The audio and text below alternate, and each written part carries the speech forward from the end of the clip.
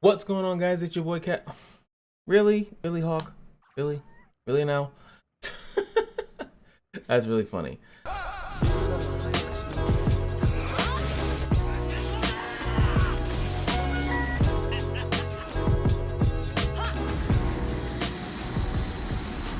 As you guys know, the chapter 9 has just dropped, and also it comes along with the new character, which means that I have to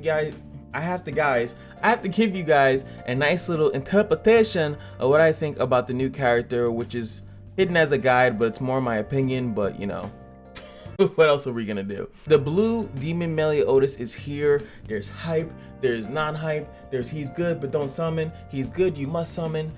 All these weird things fit into one. So I wanted to come down from the heavens or come up from the below, I don't really know, and give you guys a little guide on this character because he is pretty interesting. I do like some stuff about him. Now, first and foremost, first thing we want to do is come down to the level stats. I think that's the most important thing. We're gonna see the pierce rate is 40, which is synergizing with his S1, which we'll get into in a couple seconds. Resistance is 20, regeneration is 5.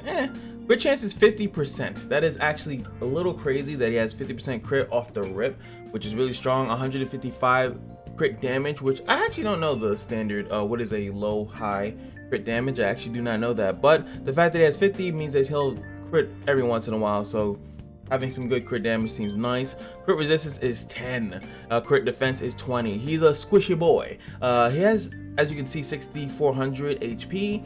But from the videos I was watching of seeding, it seems as though, like, you know, he can get focused down pretty easily. I feel like him and Blue King, if you want to kill him, you can. He definitely can. So that's the one thing. And he has 10% lifesteal, which is awesome for a AOE based character. Now let's go over to the skills. We have the S1, which is, like I said, AOE pierce rate, similar to Hauser's. Similar, it's pretty much the same thing. And you can see it starts off at 100, 150, and then goes up to 250, all AOE hit. Now, I've seen instances where it's like, well, you know, whether or not do you want to do 2 1s or hit up to 150, or do you do 2 2s instead of ranking it up to gold? I guess it really depends on the characters that are out, who you're actually fighting, do you need to do more damage overall to everyone that's out there, or are you trying to burst a singular target? If you're trying to burst a singular target, it's probably better to rank up the skills. I'm trying to think of the best example. In a card game, they have something called Tough in Legends of Runeterra. So they mitigate 1 damage. That's how it works. No matter what comes at it, it mitigates 1 damage. So in that instance, if you were to do 2 twice, it's only, you know, gonna go down to 1, then it goes down to 1. So you only did 2 damage instead of what you would think was 4. But if you were to hit with 4, you would get through 3. If that makes any sense? I hope that makes sense. Next up is the S2, which is going to be Darkness Flutter. I actually don't think I said the name of this first skill either, which is Enchant Hellblaze, which is weird because that's also another skill on Captain Meliodas, and it's the single target thing, so I feel like they should have gave it a different name. Darkness Flutter inflicts corrosion damage, and what's crazy about corrosion is that the only other character I think that has it is Frezia, and it was her ultimate, you know, and it actually chunks a decent amount because it's based on remaining HP. This one, as you can see here, it goes from 15 to 2 turns, then you can go up to 20 for 3 turns. And then the strange little change here is that at 20%, at rank 3, it goes from, you know, it takes the remaining HP thing out and just goes off the max HP.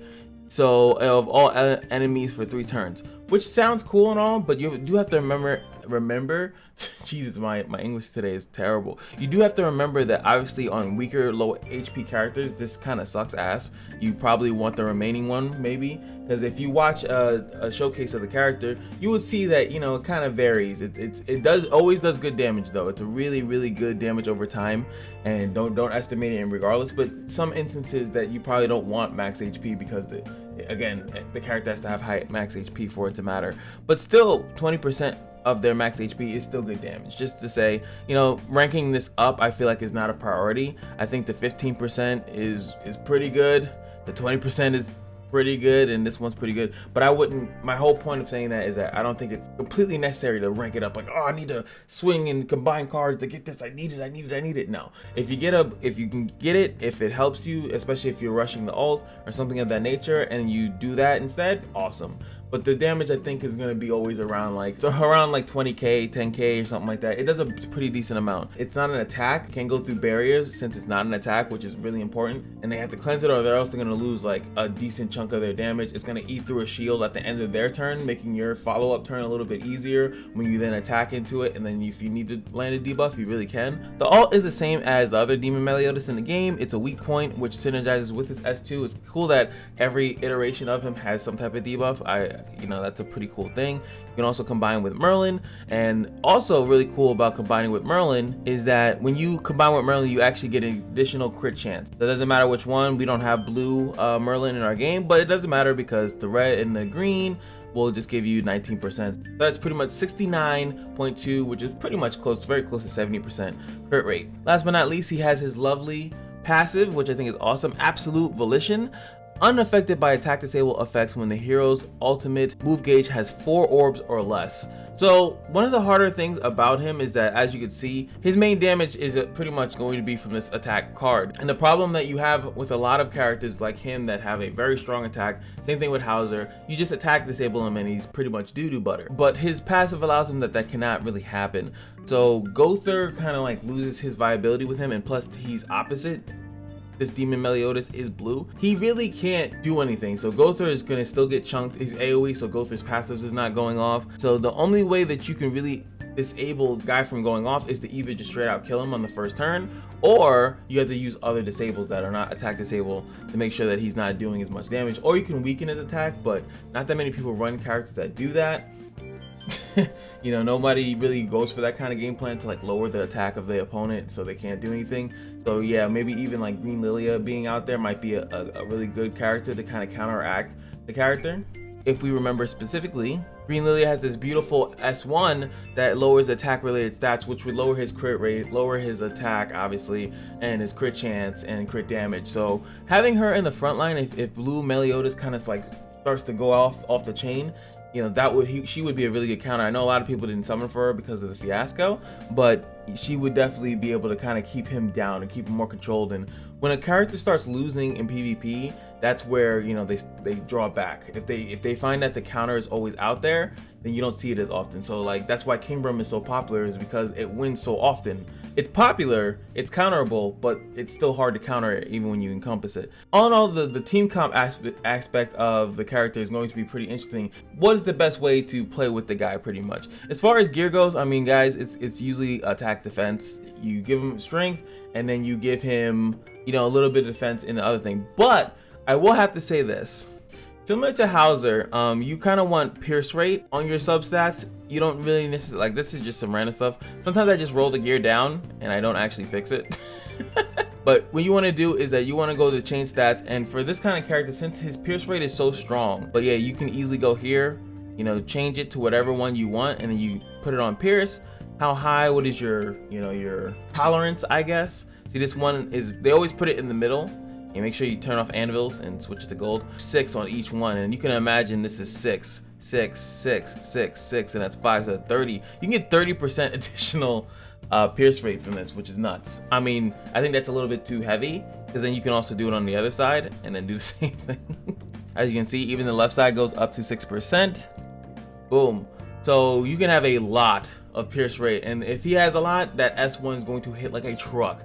So even if there's no pierce rate set, so that's why I'm letting you guys know, but you can adjust the substats so you can have more pierce rate to make sure that the S1 hits really, really, really hard. All right, guys, it's time for the part of the video where it makes no sense, but I obviously don't have the character yet. I'm actually don't know if I should summon for it. Reason being is that I don't like the summoning in this game. It's kind of jaded.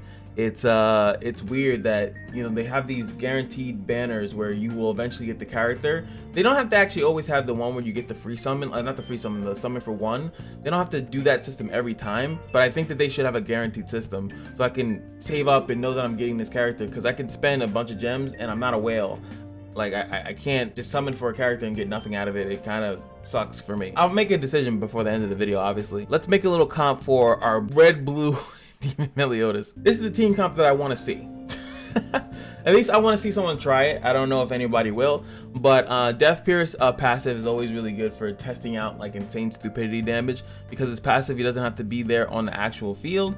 He just will reduce their crit resistance and their crit defense by 30%, which is awesome. Now you have Benimaru here, who lowers their defense or whatever like that. Well, not defense, lowers their defense related stats, so lowers their stuff even further. So the crits will pretty much guarantee to happen, and they'll take more damage from the crit because the crit defense and their crit, you know, all the crits, crit is all down, right? So that's awesome. And remember, you had 7 cards in the beginning. So you get 1 of each. So you get everyone's S1 and everyone's S2, and then you get an additional card. Now you're hoping that, you know, if that's blue MELI, that's really good. If that's its extra card, sometimes the card combines and then you get another extra card, which is awesome. So you can do like double, but you're gonna get at least 1 of each thing. So with this comp alone, you'll definitely get an Extort. You're definitely gonna get Benimaru's S2, and you're definitely gonna get the S1 from Blue MELI. So you're gonna get that regardless. So that's guaranteed to you no matter what. I want to see that because the Extort I think is 30%, 20% on the S1. S1 is 20% taking more of their defense, and he doesn't get the attack to everybody else. Another character that I want, if you don't want to go Green Bond, shout outs to FG3000. I would like to see maybe if you can go Blue Gulia. I'm about to say Lilia, but it's not Lilia. Blue Gulia, because she does an AOE Ignite. Now Ignite is just 10% additional damage, so I feel like that's not as strong as Green Bond would be as far as like an AOE Cleave, but it's still there, you know. It could stack up, and it keeps stacking up, and then her ult also stacks it up, but that's pretty slow. This is pretty slow, but the still the fact that you could S1 this and then Benimaru, or you can switch it around, maybe not have Benimaru in because you didn't like him and you think he's trash, but you probably have a Green Bond probably raised up and stuff like that. So whatever gives you the highest CC, because the whole point of a Cleave is that you go first. So you definitely need some strong gear on these characters.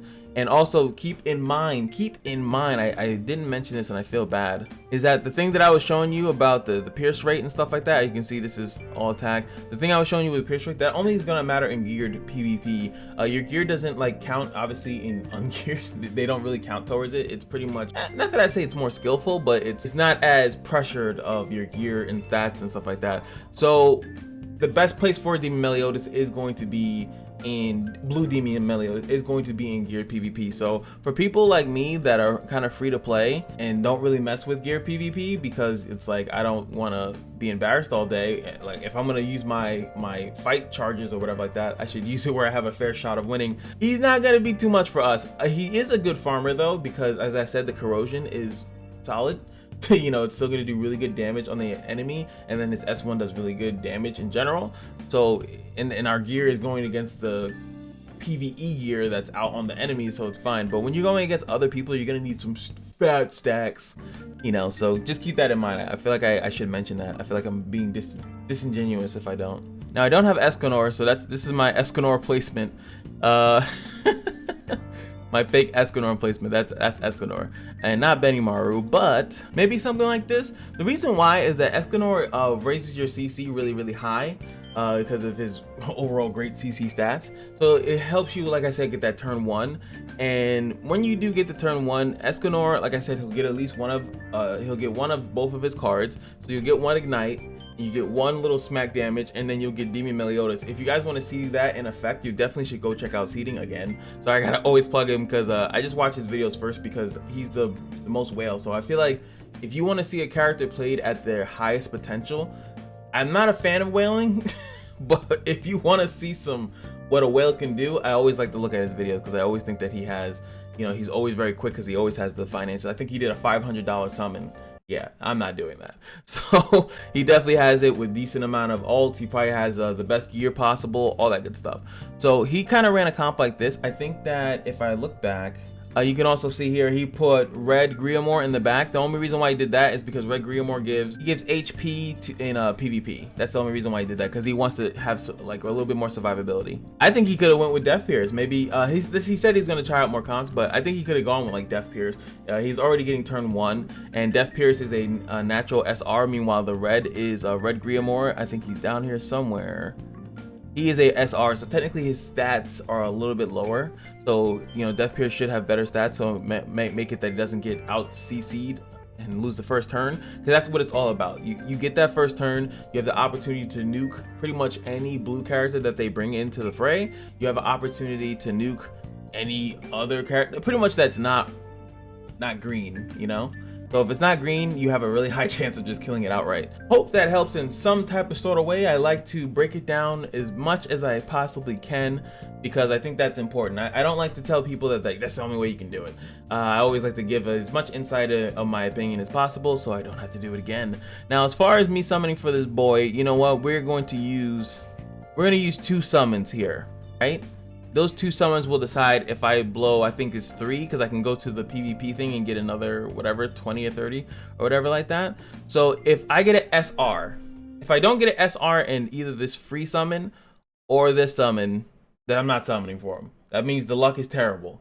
I need to get at least 1 SR from these. That is my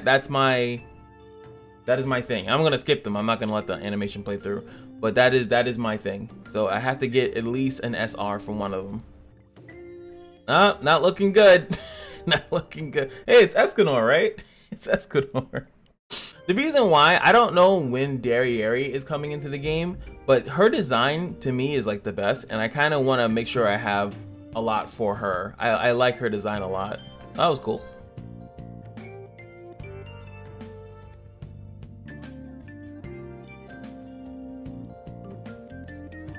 What is this? What the and he clicking on the tip. What is going on? They gotta pay attention to what they're putting on these ads, man.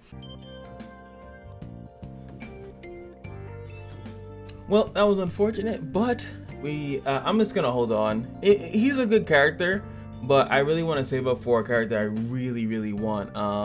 In hindsight, I just also wanted to add this in is that, you know, Green Merlin is now on sale, which is awesome. Also, Green King is on sale if you guys are having any trouble with the Gray Demon and wanted to free out. I actually like to use Green King in general, like in PvP. He's like one of my favorite go-to characters. And they also have Hauser on sale and Green Griamore as well. Just wanted to add that in. So yeah, I'm not gonna blow any crystals on him. It sucks. I'm just gonna hold off. I really want a character that I really like, and I like Red Demon Meliodas a lot, and I don't need another one. So yeah, hope you guys enjoyed the video. Let me know what you guys think. Let me know any combos or anything that you guys are using for this character, anything that I kind of missed, maybe something that I was misinformed about.